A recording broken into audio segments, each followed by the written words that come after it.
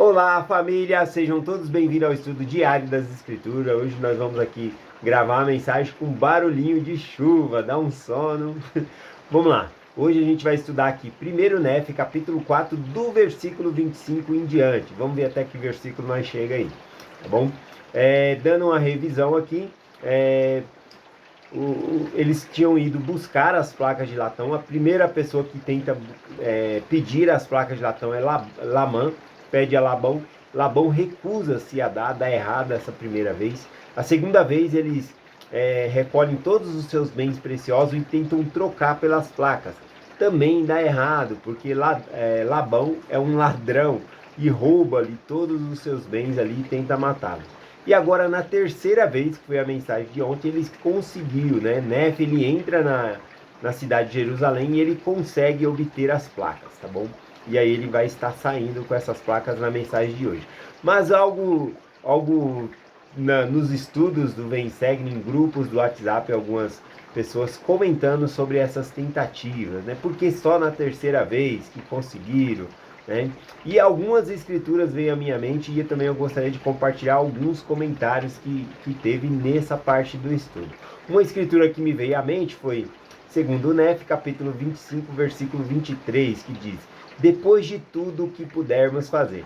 O Senhor ama o esforço. Só depois que viu que eles fizeram tudo, né, para conseguir as placas, aí agora nessa outra vez, aqui na terceira vez, ele consegue obter as placas, né? Isso me lembrou outra escritura também, Doutrina e Convênio 123, versículo 17. Portanto, amados irmãos, façamos alegremente todas as coisas que estiverem ao nosso alcance, e depois aguardemos com extrema segurança para ver a salvação de Deus e a revelação do seu braço. Novamente, o Senhor ama o esforço.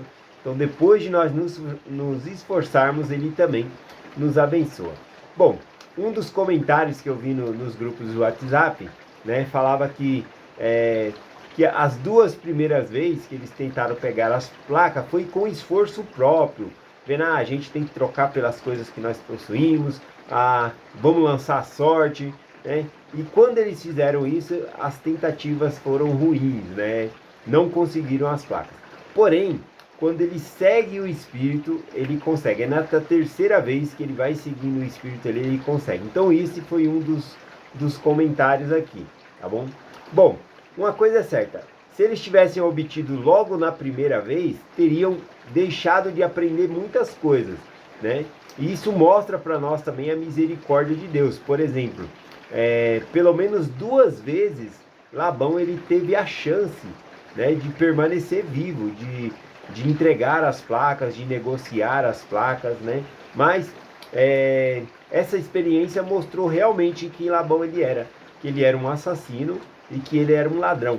Outra coisa que nós aprendemos nessas experiências, né, é sobre a obediência e a desobediência, né? Pessoas que guardavam os mandamentos e pessoas que acabaram pecando, ficando com raiva, pegando em pedaço de pau contra seu irmão, deixando ser irado. Então essas experiências dão oportunidade das pessoas melhorarem também, se tornarem pessoas melhores. Outra coisa que mostrou também a perseverança e também mostrou o desapego aos bens materiais, né? Quando eles tentam trocar tudo ali pelas placas, né? Colocando o mandamento de Deus em primeiro lugar. Então tem várias aprendizagens aqui. Bom, o fato também, né, de não terem conseguido na primeira tentativa, na segunda tentativa, também não significa que não estavam agindo sobre o Espírito, tá bom? Tem atividades que é feita na igreja que não sai perfeita, né? Aliás, o Espírito ele é perfeito, mas trabalha com nós, né, que somos pessoas imperfeitas. Então, nunca a atividade sai perfeitamente, né? Então, o fato deles não conseguir na primeira, não conseguir na segunda, não significa que não estavam agindo sob a instrução do Espírito, né?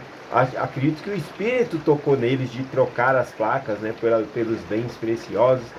Então, eu acredito que o Espírito Santo estava agindo ali, mas que era importante essas experiências, né, e a perseverança. Então, por isso que não deu certo na primeira. Então, tem comentário aí, essas partes que eu estou falando são comentários que eu vi nos grupos de WhatsApp. Vamos continuar então, né? Ele está com as placas aqui, ele pede para o servo de Labão seguir ele com essas placas, tá bom? Para levar para os irmãos dele que está do lado de fora da muralha. E o servo de Labão que está trazendo essas placas, ele pensa que são os irmãos da igreja, não os irmãos de Nefe. Então vamos continuar aqui o nosso estudo. Primeiro Nefe, capítulo 4, do versículo 25 em diante. E também ordenei que me seguisse. E supondo ele que eu me referisse aos irmãos da igreja, e que verdadeiramente fosse Labão, a quem eu havia matado, seguiu-me. E falou-me muitas vezes sobre os anciões dos judeus, e quando eu me dirigia para meus irmãos que estavam lá fora da muralha. E aconteceu que quando me viu, Lamã ficou com muito medo, e também Lemuel e Sam, e fugiram de mim, porque pensavam que eu fosse Labão. Eles pensaram que Nefe era Labão, porque Nefe ele se vestiu com a roupa de Labão, colocou a espada de Labão. Até o servo de Labão pensou que Nefe era Labão também, por isso que ele estava seguindo ali. Então quando chega para fora da muralha, os irmãos dele ficam com medo, começam a fugir ali, tá bom? E procuraram também, eles pensaram que Labão havesse matado Nefe e agora procurava matar eles também, tirar a vida deles. Continuando aqui, versículo 29. E aconteceu que os chamei, e eles ouviram, portanto pararam de fugir de mim. E aconteceu que quando o servo de Labão viu meus irmãos, pôs-se a tremer, e estava para fugir de mim, e voltar para a cidade de Jerusalém. E agora eu, Nefe, sendo um homem de grande estatura e havendo também recebido muita força do Senhor, lancei-me sobre o servo de Labão e segurei-o para que não fugisse. Então a primeira reação aqui do servo de Labão, né, o nome dele é Zoram, era fugir, né? Porque quando Nefe se identifica para os seus irmãos, ele percebe então que não era Labão, não era o amo dele ali. Então ele está fugindo ali, né? Ele se coloca para fugir. E aconteceu que eu lhe disse, né? Nefe, segurando o servo de Labão, disse essas palavras: se ouvisse minhas palavras, assim como vive o Senhor e vivo eu, se ouvisse minhas palavras, poupar-lhe-íamos a vida. Aqui, né, é um juramento, né? Já é a segunda vez que Nefe faz esse juramento, né? Quando ele diz aqui, assim como vive o Senhor e vivo eu, ou seja, ele está jurando que se ele ouvisse as palavras dele, ele não mataria o servo de Labão ali. O nome dele é Zoram, tá bom? Então aqui é mais uma forma de juramento, tá bom? Que Nefe fez. E a gente percebe o caráter da palavra, né?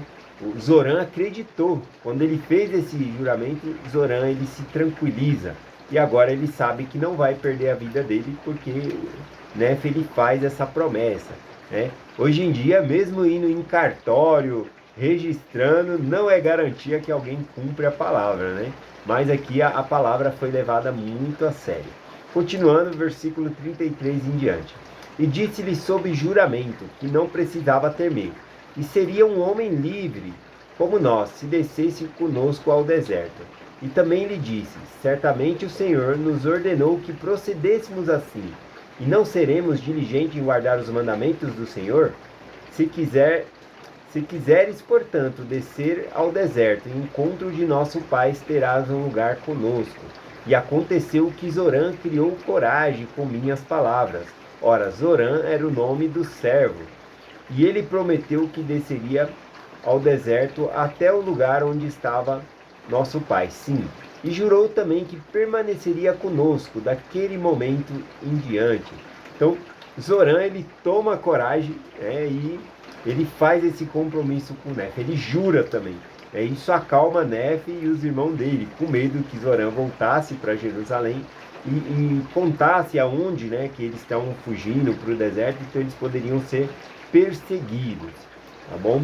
Bom, dando continuidade aqui, o versículo 36 e o 37 também diz assim: ora, desejássemos que ele permanecesse conosco, para que os judeus não soubessem de nossa fuga para o deserto, com receio de que nos perseguisse e destruir-nos.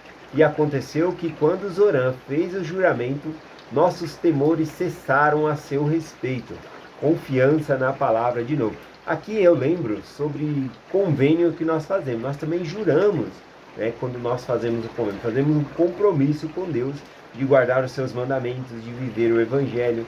Então, assim como Zorã, ele prometeu descer até junto dos pais de Nefe, né, dos irmãos ali.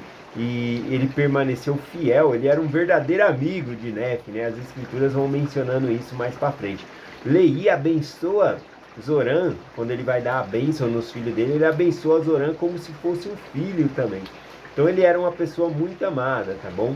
Zorã ele desceu e ele foi uma pessoa muito amada. Vamos continuar aqui, versículo 38, último versículo do capítulo 4. E aconteceu que tomamos as placas de latão e o servo de Labão e partimos para o deserto e viajamos até a tenda de nosso pai. Quando ele está próximo de chegar lá com o pai, né, a mãe está muito preocupada, porque fazia muito tempo já que Nefe e seus irmãos tinham saído para buscar essas placas. De onde Leí estava até onde ir buscar as placas ali, era 14 dias de viagem para ir, mais 14 dias de viagem para voltar, fora o tempo que eles ficaram ali em Jerusalém, se esconderam na cavidade da rocha. Então nós não sabemos exatamente, provavelmente mais de um mês, né? Mais de um mês eles demoraram para voltar para junto, né, do pai deles lá no deserto. Então vamos lá, versículo 1 aqui do capítulo 5. E aconteceu que depois de havermos descido para o deserto até nosso pai, eis que se encheu de alegria, e minha mãe Saria também se alegrou muito, pois verdadeiramente havia planteado por nossa causa. Ela planteou por nossa causa. Essa é uma expressão dizendo que ela estava de luto. Ela, não agora nesse momento, mas teve um certo momento que ela ficou de luto. Ela pensou realmente que os filhos dela haviam morrido, que Labão havia matado, né, os filhos dela. E vamos lá, vamos ver o que aconteceu. Pois pensara que havíamos perecido no deserto.